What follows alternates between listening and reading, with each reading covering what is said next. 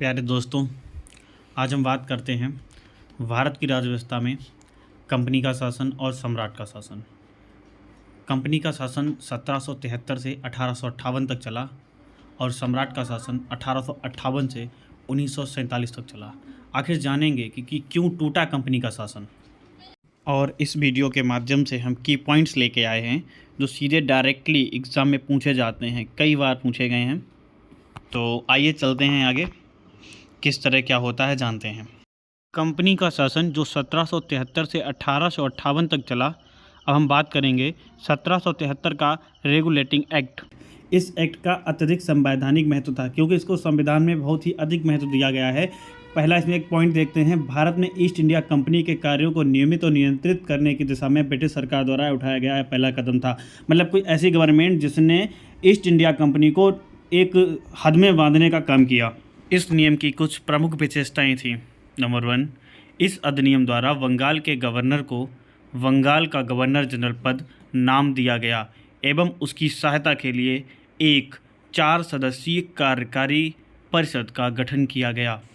बंगाल के पहले governor general Lord Warren Hasting थे। नंबर 2 है इसमें कि इस अधिनियम द्वारा मद्रास, बम्बई के गवर्नर जनरल बंगाल के गवर्नर जनरल के अधीन हो गए, जबकि पहले प्रेसिडेंसियों के गवर्नर एक दूसरे से अलग अलग थे।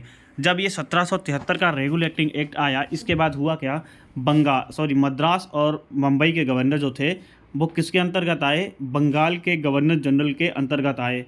3 चीज़ें गवर्नर ये ऊपर दिया हुआ है, गवर्नर, मद्रास, मुंबई और बंगाल, तो इन दोनों का हेड बना दिया गया किसको, बंगाल को। इसके बाद मतलब 1773 के बाद क्या होता है, बंगाल जो था एक सर्वशक्तिमान बनकर आया।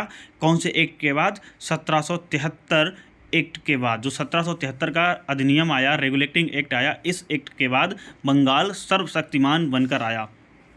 1773 एक्ट के बाद तीनों गवर्नर का मेन हेड बंगाल के गवर्नर जनरल को बना दिया गया। इससे हम कह सकते हैं कि एक तरह से केंद्र सरकार की तरह केंद्रीकरण की शुरुआत कर दी। इस एक्ट का 3rd पॉइंट देखते हैं। इसके तहत कंपनियों के कर्मचारियों को निजी व्यापार करने और भारतीय लोगों से उपहार व रिश्वत लेने पर प्रतिबंध लगा दिया गया। रीज़न क्या था इनका, क्योंकि कर्मचारी जो थे सरकारी वेतन तो लेते ही थे, जो सिर्फ पर्याप्त था उनके लिए, मतलब ज़्यादा वेतन नहीं मिलता था, मगर उपहार लेकर, रिश्वत लेकर मोटा धन कमाया, जिससे उन्होंने क्या किया, कंपनी का कर्मचारी भारत में खुद का व्यापार करता था और कंपनी का भी काम करता था और राजाओं महाराजाओं से आलीशान जीवन जीने लगा, जिससे कंपनी क्या थी, घाटे में थी। जिससे कंपनी घाटे में थी।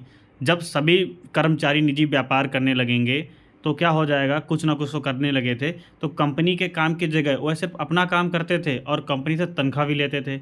और हम इससे कह सकते हैं कि ईस्ट इंडिया कंपनी का जो कर्मचारी था वो भ्रष्ट हो गया था। मतलब भारत के जो भी कर्मचारी हैं जो घूस लेते हैं, रिश्वत लेते हैं, समझ लो विरासत से मिला ये सब।